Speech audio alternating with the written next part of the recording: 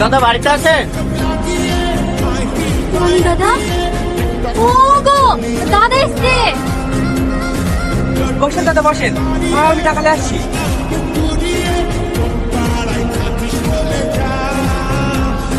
সে এলেন দাদা, পুরো 10 লাখ আছে।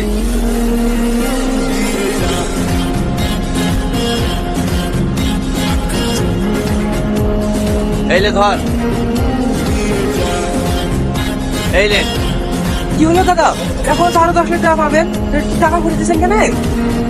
আমার হাতে টাকা পেয়ে গেছি, শুধু আমার দরকার নাই, ও টাকা তোমার কাছেই রাখো। কিন্তু দাদা, আমার তো 15 লাখ টাকা 3 বছরে 30 লাখ টাকা দেওয়ার কথা। হ্যাঁ আমি জানি, তুমি সমস্যায় পড়েছিলে বলেই তো আমার কাছ থেকে টাকা ধার নিয়েছিলে। আমার হাতে 15 লাখ টাকা আমি পেয়ে গেছি, আর টাকা দরকার নেই। আর সেদিন ভাবি কইবে পুলিশের জন্য, সরি, পারলে আমাকে ক্ষমা করে দিই।